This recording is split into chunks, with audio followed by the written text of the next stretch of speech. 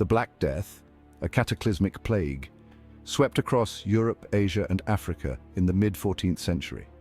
This devastating pandemic caused by the bacterium Yersinia pestis left an indelible mark on human history.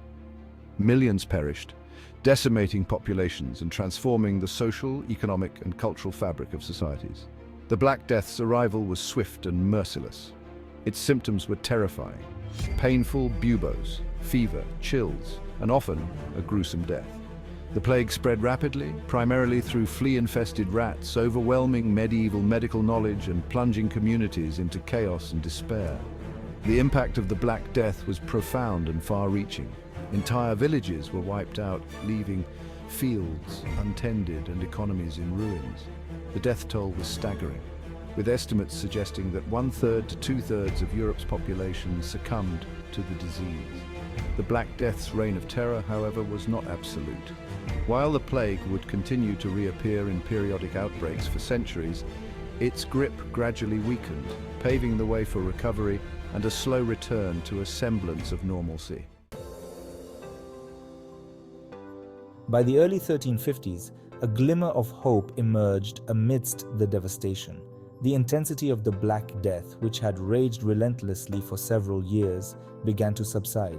Major outbreaks, while still terrifying, became less frequent and less deadly. Several factors likely contributed to this gradual decline. Improved sanitation, though rudimentary by modern standards, may have played a role in reducing the prevalence of plague-carrying rats. The practice of quarantining infected individuals and ships arriving from affected areas, though inconsistently applied, likely helped to limit the plague's spread. The Black Death's diminishing impact, however, was not solely due to human intervention. The plague itself was also changing. The initial wave of the pandemic, marked by its extraordinary virulence, may have killed off the most susceptible individuals, leaving behind a population that was somewhat more resistant. This period of relative respite allowed communities to begin the long and arduous process of rebuilding. The scars of the Black Death, both physical and psychological, would remain, but the gradual waning of the plague's ferocity offered a glimmer of hope for a future free from its deadly embrace. The Black Death, a catastrophic pandemic that swept through Europe in the 14th century, forced medieval societies to confront the stark limitations of their medical knowledge and sanitation practices. The sheer scale of the devastation, with millions of lives lost, highlighted the urgent need for more effective public health strategies.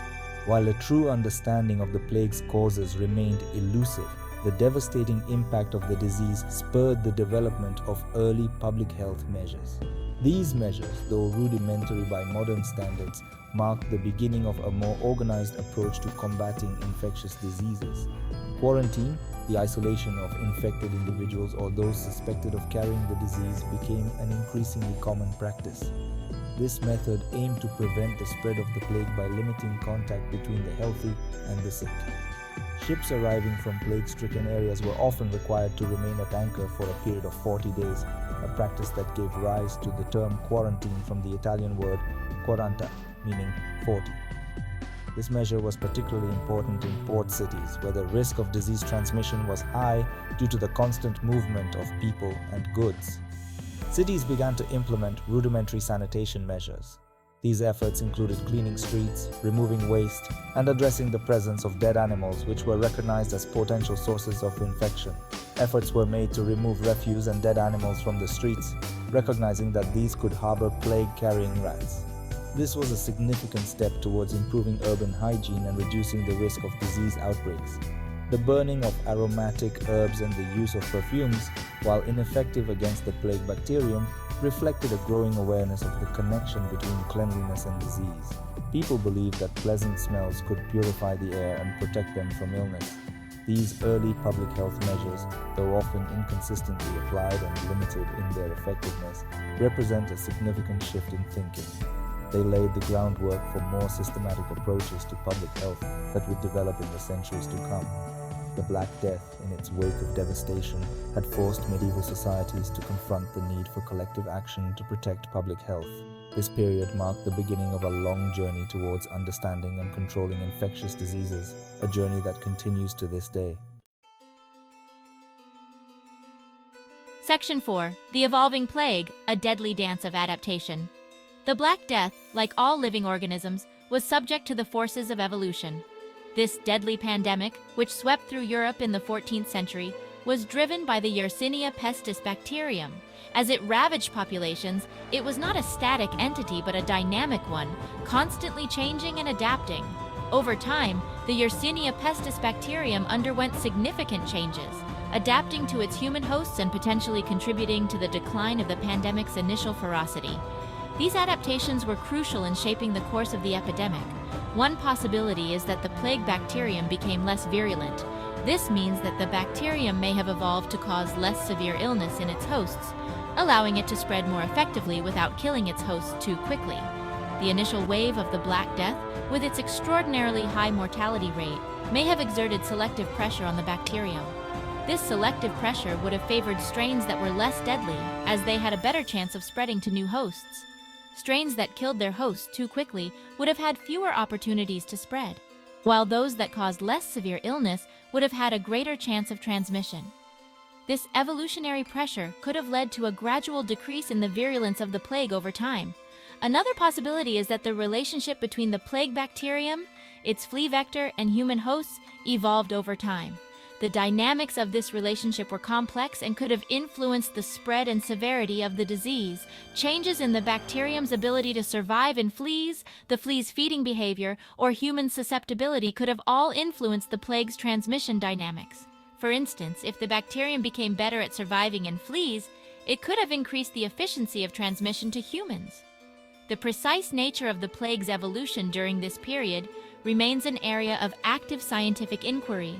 Researchers continue to study historical records, genetic data, and other evidence to understand how the plague adapted and changed over time.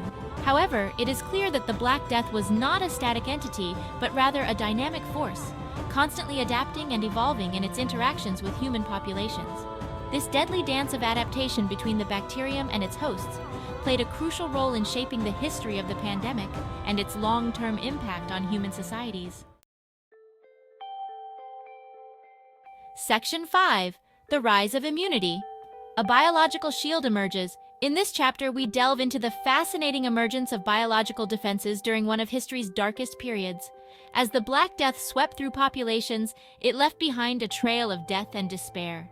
Entire cities were decimated, and the social fabric was torn apart. The sheer scale of the devastation was unprecedented. Yet, amidst the devastation, a glimmer of hope emerged: the development of immunity. This was a beacon of resilience in an otherwise bleak landscape, showing the incredible adaptability of the human body. Those who survived the plague often acquired resistance to the Yersinia pestis bacterium, making them less likely to succumb to future infections. This newfound resistance was a crucial turning point in the battle against the plague. This immunity arose through a complex interplay between the human immune system and the plague bacterium. The body's ability to recognize and remember the pathogen was key to this process.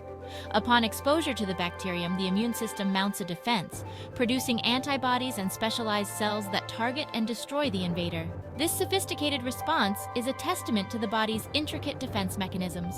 In some individuals, this immune response is robust enough to clear the infection and provide lasting protection against future encounters with the plague.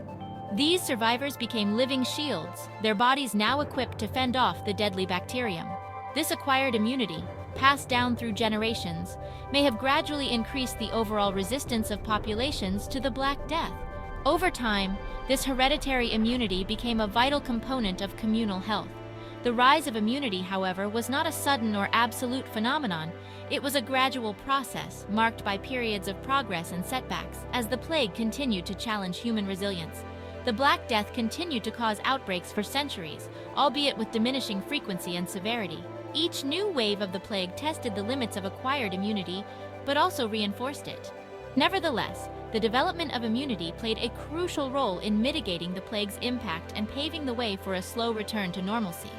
This biological shield, forged in the crucible of suffering, ultimately helped humanity endure one of its greatest trials. Section 6. From Ashes to Rebirth, Social and Economic Transformation. The Black Death's devastation was followed by a period of profound social and economic transformation. With millions dead, labor became scarce, and the traditional social order was thrown into disarray. The plague's impact, while undeniably tragic, also created opportunities for change and upheaval. The scarcity of labor empowered the peasantry. With fewer workers available, landlords were forced to offer higher wages and better conditions to attract and retain tenants. This shift in the balance of power challenged the feudal system, which had long defined medieval European society. The Black Death also spurred economic innovation. With traditional agricultural practices disrupted, new methods and technologies emerged. The demand for luxury goods, suppressed during the plague's peak, rebounded, leading to the growth of trade and commerce. The Black Death's impact on social and economic structures was complex and multifaceted. While the immediate aftermath was marked by chaos and disruption, the plague's long-term consequences included a weakening of the feudal system, a rise in wages and opportunities for the lower classes, and a surge in economic innovation.